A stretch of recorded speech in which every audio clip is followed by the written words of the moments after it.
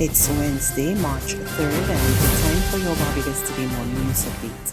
A University of the West Indies academic has come up with a rescue plan for Barbados that includes a reduced work week in the public service and a way to save the next generation.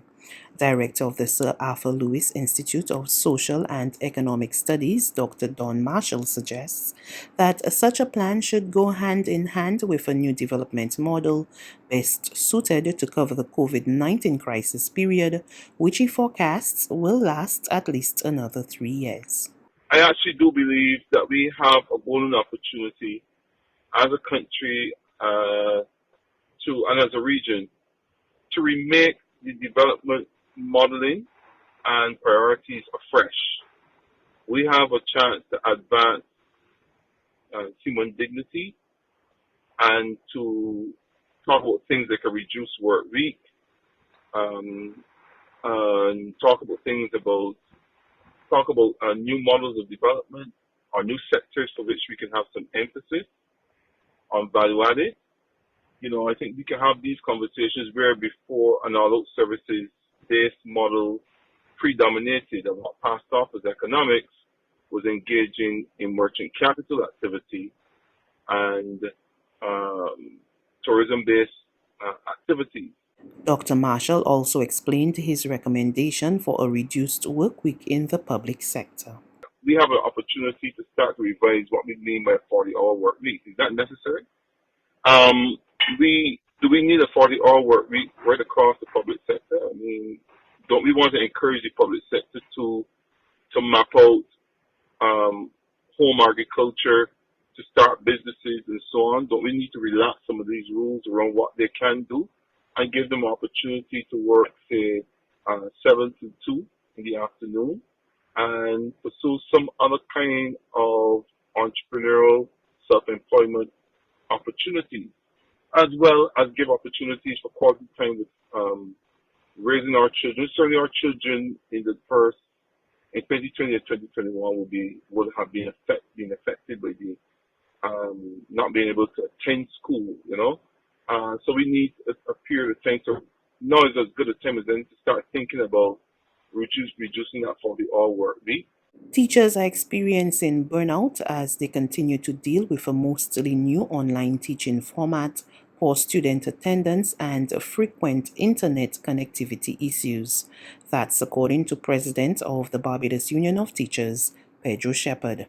Speaking on the union's online show, Teachers Corner, he said that there are many issues that continue to affect the teaching profession, which the Ministry of Education needs to address.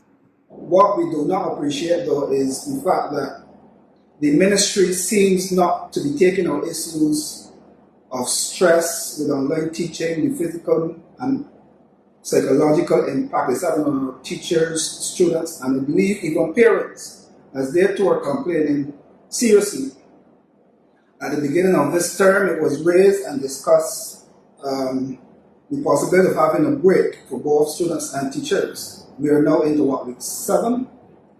That break was coming week 5. The minister did indicate at the beginning of the term that she would have taken the matter to cabinet for a decision. We are now in the 7th week and we are yet to receive any word on this break for students and teachers. I think the B.U.T at this point would therefore want to remind the minister that teachers are waiting to hear from her on this matter as we are experiencing burnout at this stage. There is a view that the Democratic Labour Party could disintegrate into oblivion amid the resignation of several members unless party leader Vula de Pisa steps down. It's coming from a former parliamentarian, Hamilton Lashley. He suggested that with at least 5 members quitting the party so far this year, the general membership should now be asking de Pisa to give up the presidency, particularly since the next general election, which is constitutionally due in 2023, could be called any day now. Lashley said if members of the DLP are serious, then they would call an emergency meeting to look at the situation that is facing the party as it must get its house in order. There's regional and international news after this short break.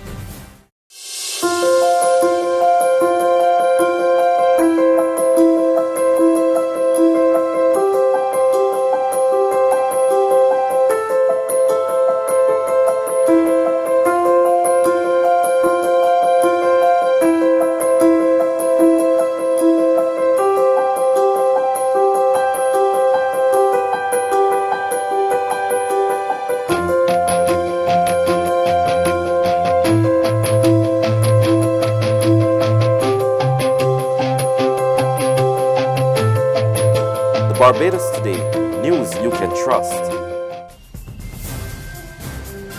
To news from the region, a curfew and other restrictions will be reintroduced in Bermuda after a spike in COVID-19 cases. And Health Minister Kim Wilson believes the new cases are most likely linked to the UK strain of the virus. She made the disclosure during a press conference on Tuesday. Recently, Bermuda has gone from 9 active cases of COVID-19, where 8 of the 9 were imported cases, to 17 active cases, where 8 are imported and 8 are local transmission, and 1 is under investigation. This happened in just 2 weeks. These new cases represent an emerging outbreak, and they appear to be linked to one of the more transmissible variants, most likely the UK variant. This is very serious news.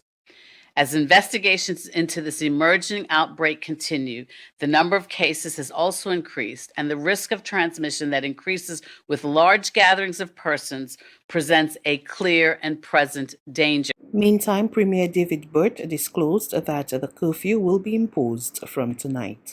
Unfortunately, Bermuda's curfew will be re-implemented from 12 a.m. until 5 a.m. due to the current outbreak of the UK strain.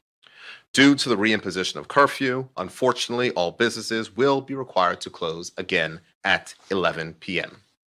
All of the other existing regulations will remain.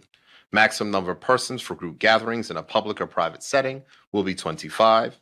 Outdoor funerals can be attended by up to 50 persons. Indoor funerals can hold up to 25% of the maximum capacity in the venue of which they are held, and table sizes in restaurants, bars, and clubs remain at 10 persons. The boat curfew will remain at 8 p.m., and table and bar service at any liquor license establishment is prohibited.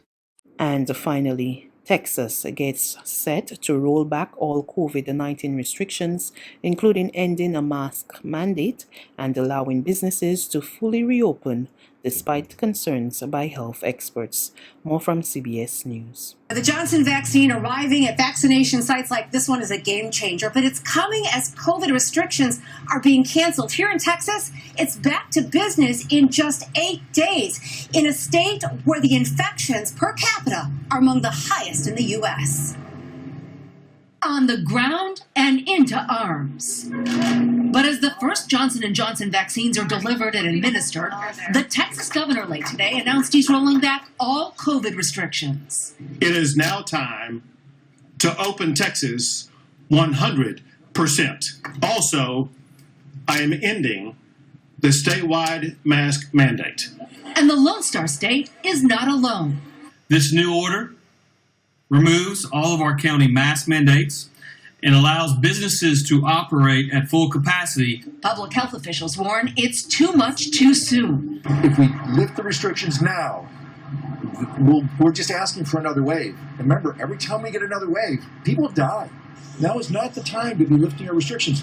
The finish line may be in view, but we're not there yet. Yet it's happening across the country. Massachusetts is now allowing restaurants to open at full capacity, plus live performances.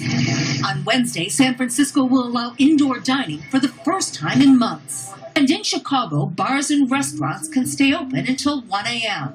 That's news. But for the very latest, visit us at www.barbadostoday.bb. You can also subscribe to our e-paper, email updates, or like us on Facebook, and sign up for our breaking news alerts via WhatsApp. We're also on Izumi Media in bus terminals, as well as screenplay at supermarkets and gas stations near you.